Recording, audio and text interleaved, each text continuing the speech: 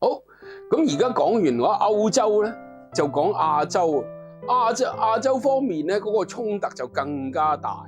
但係亞洲咧就當然係大家都熟悉啦，美日安保條約同埋咧美菲共同條約咧，就已經係而家攞翻出嚟講啦，咁樣。但係最令到特朗普係呢頭話習近平係佢嘅朋友，但係佢又要對付中國，咁幾時真正係漏了嘴咧？漏了嘴咧就係一班好似係國會議員啦，就上去又去咗台灣，咁呢啲唔係新鮮事啊。咁但係咧，嗰班唔係新鮮事嗰班咧，嗰啲唔係新鮮事嘅人咧，就講咗一樣好新鮮嘅嘢。佢就話台灣就不能夠淪陷，台灣淪陷咧，美國嘅太平洋防線就瓦解。呢個咁特別嘅 terms 咧，太平洋防線咧，嗱呢樣嘢就大家值得傾。而家第一島鏈啊，第二、第三島鏈嗰啲已經唔係新鮮嘢嚟，但係咧忽略嘅咧就係喺台灣以外嘅國家有咩互動嗱？最主要嚟講，美日印澳啊，嗰啲咁嘅嗰啲咧。嗰個我哋好似咧第一次世界大戰嗰啲咁嘅同盟網一樣，即係咧係好多條約啊、同盟啊嗰啲咁。嗱，最近好奇怪嘅一樣嘢咧，就係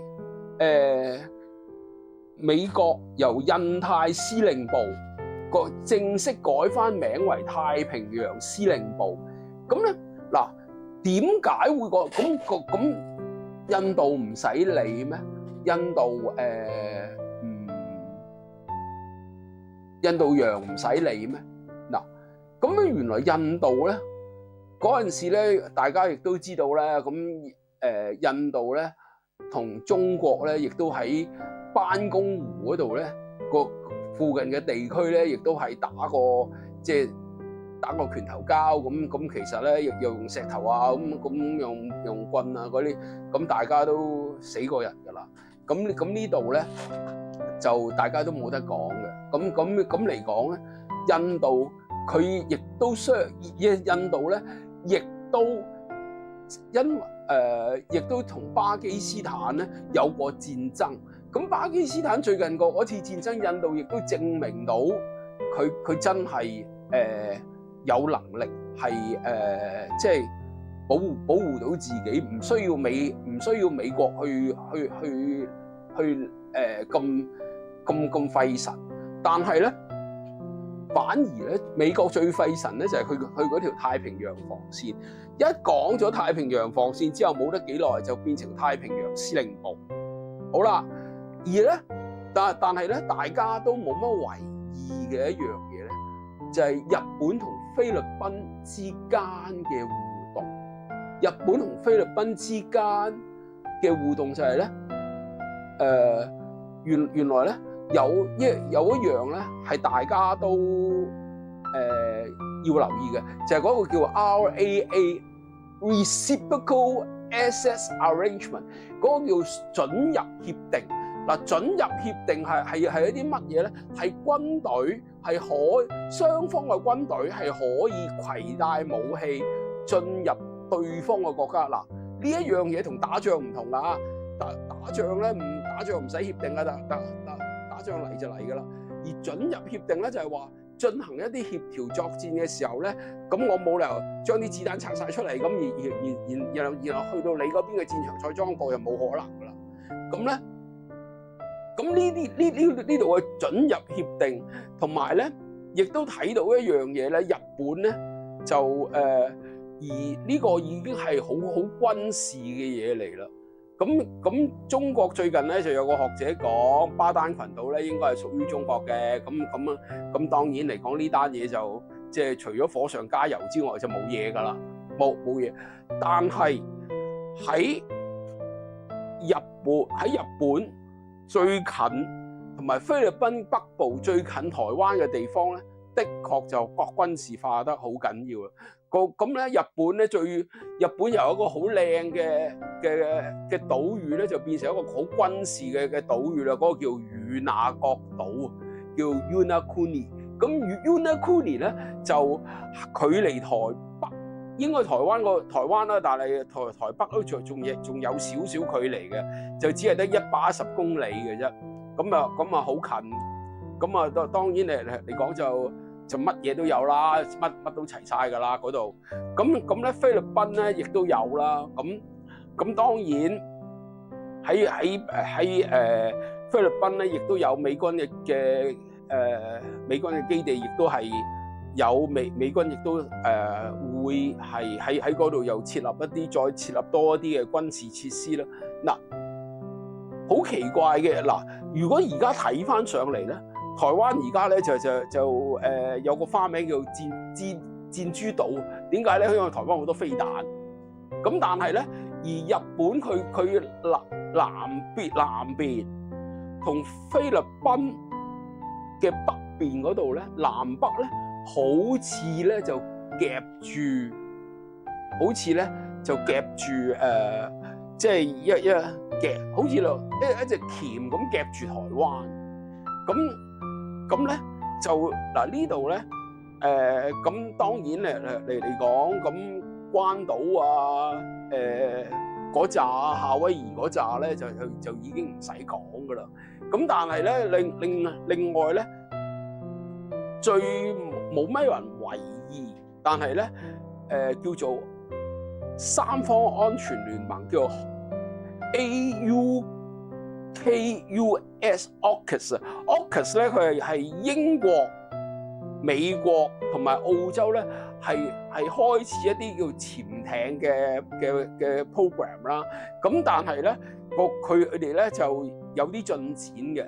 咁但係咧呢個咧就唔同嘅，同特朗普嘅大策略就冇乜關係。唔係同大朗普嘅對華策略咧係好大嘅關係。就澳洲變成咧係最後一個後援站防，最後一個防線站。咁但係當然嚟講，就中國亦都有最近咧，亦都有軍艦曾經喺澳洲嘅外海係中國嘅做法係完全符合國際法，就係進行實彈嘅軍事演習啦喺澳洲嗰邊。咁但係至於有冇咩意義咧，咁就大家去諗啦。至於有冇咩意義就大家諗啦。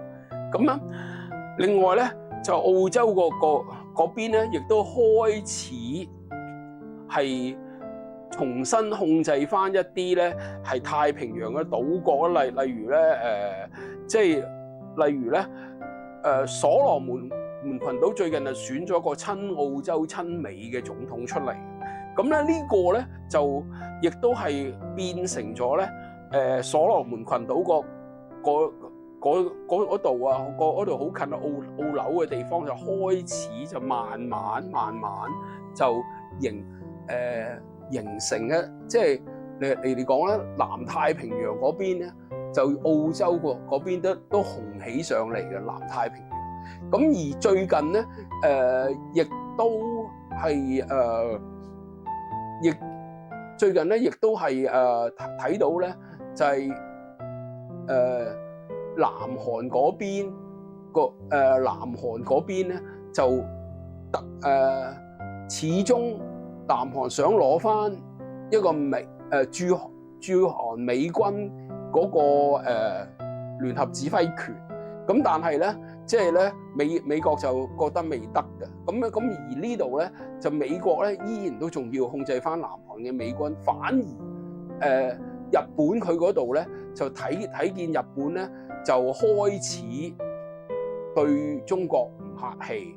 咁佢唔咁樣咧，亦都係睇到好多借練習後部署嘅美國武器咧，就喺菲律賓同埋喺日本。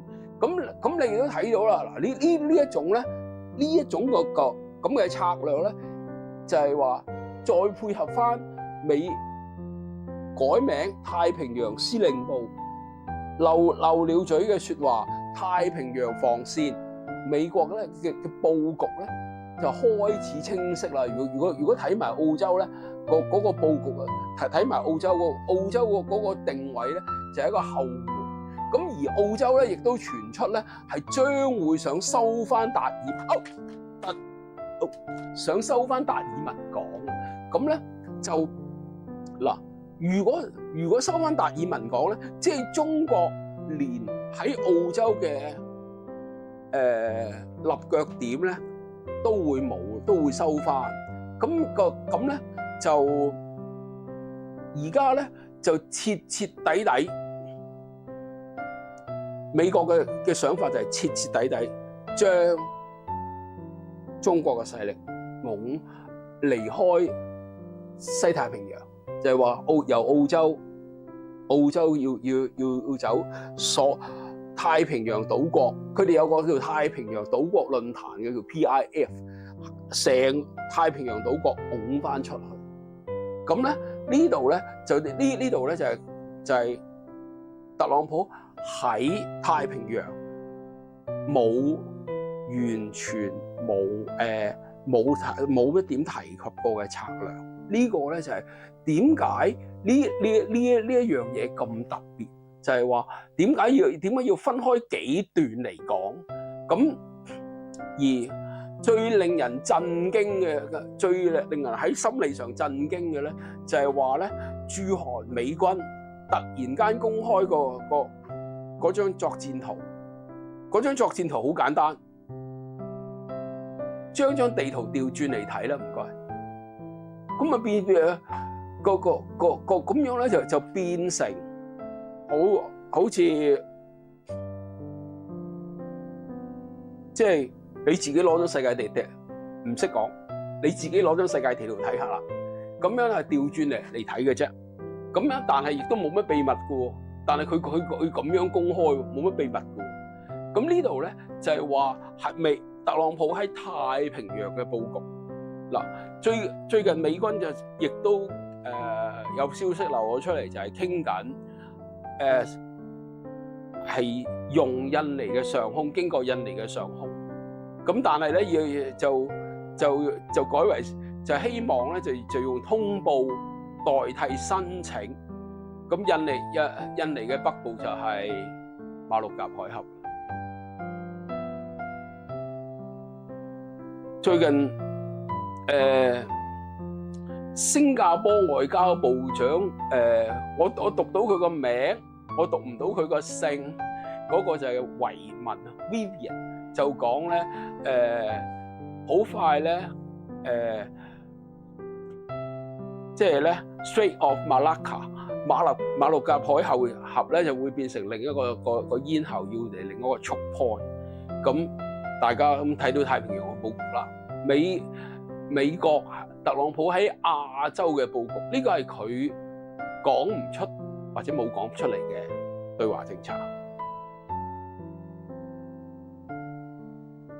咁然後佢呢個係喺軍事上佢係咁做，而喺經濟上咁啲咩什麼城關稅戰啊嗰啲咁啊，已經大家都耳熟能詳啦。咁啊，日日都鬧佢癲啦。咁至於佢係一個野心家，還是係一個癲佬，咁大家自己衡量啦嚇。好啦，咁但係亞洲咧有一度就俾要大家留意一下咧，一個冇咩人好少香港人會提到嘅，就叫印度次大陸咧。印度次大陸佢嗰度咧印度咧就開咗一條隧道咧，令到咧係可以咧可以係全年都可以好容易去到一個地方。嗰個地方咧亦都係我都想去嘅地方，叫克什米爾。原來克什米爾咧，就算唔開一槍都會死人嘅，嗰度係凍死。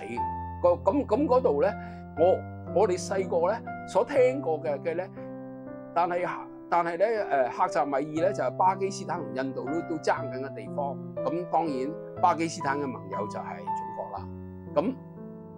咁而印度開咗呢條隧道之後咧，咁其實咧巴基斯坦係好受影響。咁但係咧講多少少有趣嘅嘢，克什米爾咧有一種駝羊咧，咁佢咧啲毛係好暖嘅。我哋細個所認識嘅咩卡士咩羊毛咧 ，Kashmir 嗰啲咧，嗰啲係正嘢嚟嘅。所以大家唔好即係有好多時候咧政治同生活都好有關係嘅。咁啊，另外咧就呢度咧就有一度咧就要講嘅咧，就係南韓。南韓同美國軍事有咩關係咧？船艦方面咧，美國嘅造船業咧係的確係不濟。特朗普要振興翻造船業，特別係做船艦嗰啲。咁但係能夠挑戰，能夠可以當然嚟講，中國嘅造船業咧就世界近乎首屈一指㗎啦，大家亦都毋庸置疑㗎啦。咁但係咧，能夠挑戰佢嘅咧，就只有南韓同埋咧呢個同埋日本嘅啫。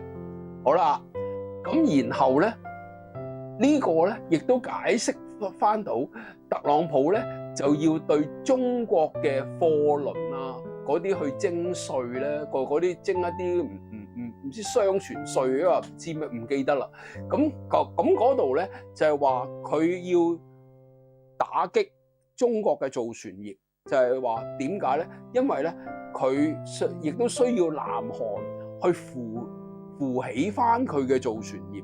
咁目的咧就係喺海上軍事上面數目喺海上嘅軍事力量咧係平衡翻到喺數量上咧係追貼中國。咁但係究竟邊隻好打啲？咁自己自行衡量啦。咁但係咧你喺美國，所以點解佢逼南韓咧就要去翻同南韓方面咧係有一啲造船嘅協議咧，就係咁樣嚟嘅。咁同埋咧，當然嚟講，亦都要求台積電喺美國度起廠啦。咁咧，亦都係對中國嘅船啊，船運嘅貨物咧係即係又要收泊位費啊，呢樣嗰樣。所以佢呢度咧，佢特朗普對中國唔友善嘅政策咧，其實佢同習近平握手，我都唔知喺度做乜，冇意義嘅。其實佢已經係其實大家都咁上下啦。即係中國話菲律賓嗰個巴丹群島係佢，咁但係咧特朗普中國就出口講，美國就暗地做。